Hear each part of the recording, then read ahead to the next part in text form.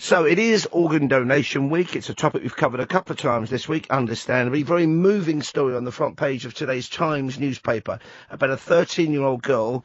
She's been revealed as a record organ donor. Her name was Jemima Lazelle. She'd not heard of organ donation until 2 weeks before her death. Family friend died in a car crash. However, the 13-year-old girl decided she wanted to become a donor should the worst happen. Then, as she helped to prepare her mum's birthday party, she collapsed with a fatal brain aneurysm. Her organs, her body parts, have helped save the lives of 5 other people. We're now joined by Stephen Hyam, a young single dad of 2, directly affected by organ donation, and also Sharon Banga from Access Legal. Good morning to both of you. Good morning. Good morning. Stephen, let's start with you, if we may. I mean, yours is a very disturbing story. Tell us what happened to you, what you've been through.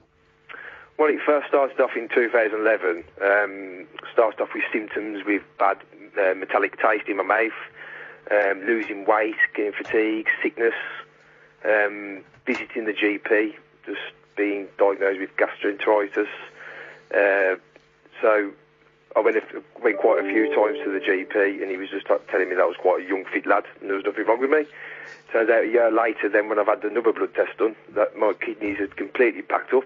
They was running on 4%. And what happened after that then? So you've been through this. You must have been worried that your life was over, pretty much. Well, it was a complete shock to the system. I didn't even know that when I went to the hospital and they said your kidneys had failed. I didn't know nothing about it. I said you're going to the renal ward. I didn't even know what renal was at the time because I'd perfectly been healthy prior to that. And I had to start emergency dialysis, which once again I didn't even know what dialysis was. Stephen, did they tell you what had caused it? In you're very young. Did they tell you? Was it lifestyle or? No, it wasn't lifestyle, no. It was something called vasculitis, and over like a year or 2 year period, my own body attacked the kidneys. It can attack any organ in the body, but with myself it was just the kidneys. But they give me a course of rituximab, which is like a light chemo treatment, and since then the actual vasculitis has been negative. So the question was, if that was actually the signs were actually caused up, like early in 2011, that could have been given to me then, and it could have all been prevented. And what are the prognosis for your kidneys now? Oh, my kidneys are completely packed up. I'm fortunate enough, went on the transplant list, but that can take 3 to 5 years, which is quite a long wait because there's not enough live donors out there. So my dad stepped forward, and I've had my dad's kidney. Wow, that's amazing! That's fantastic. And do you feel quite, I'm saying it in quotes, normal again?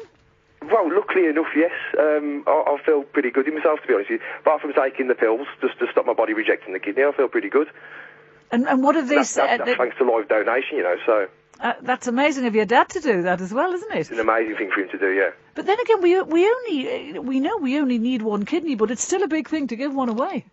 It sure is. It's a hard thing to accept as well to take, but I'm a dad myself, and I would have done the same for my kids. We had this conversation when we all sat down, and he was adamant he wanted to do that. And well, God bless him. I've got my kids as well.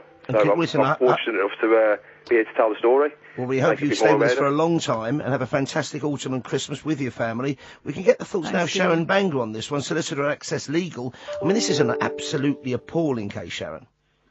Yeah, I mean, I think with Stephen was very lucky to receive the live donation. The background of what happened before is that, unfortunately, he had incurred a few failings from his GP and the hospital service because they didn't pick up the fact that his kidneys were failing. And I think one of the things when I was working on the case, noticed that I think because he was so young, they just assumed that someone this young couldn't have kidney failure.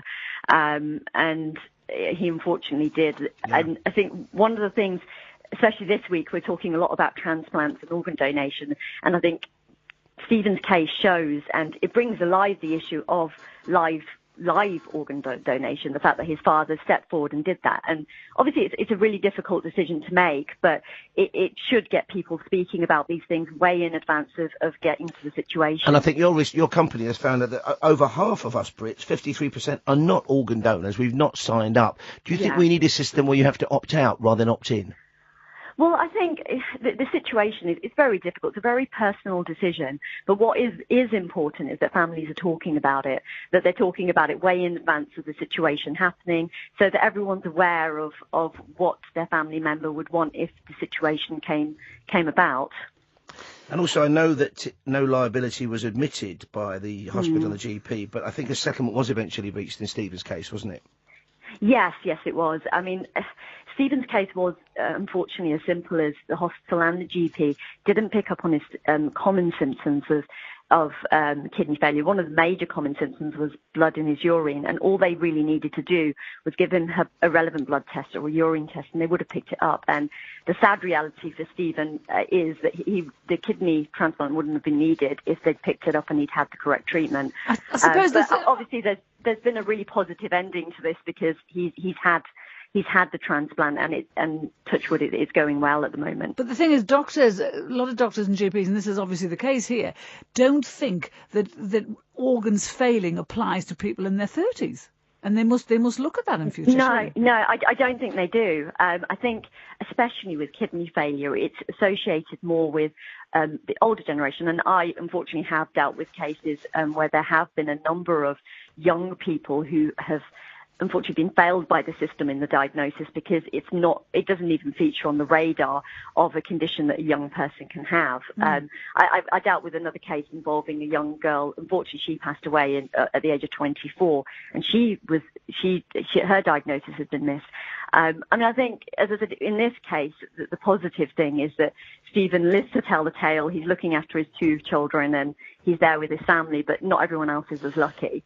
So it's just important that everyone knows what the symptoms are and knows to ask for the test. And also, do please investigate becoming an organ donor in England and Wales. Thank you very much indeed, Sharon Banger there, for Solicitor Access Legal. Also, Stephen Hyam, who almost lost his life because of that delayed diagnosis and then was given a kidney transplant from his father. It's 8:45. We've got travel news and weather on the way right after this.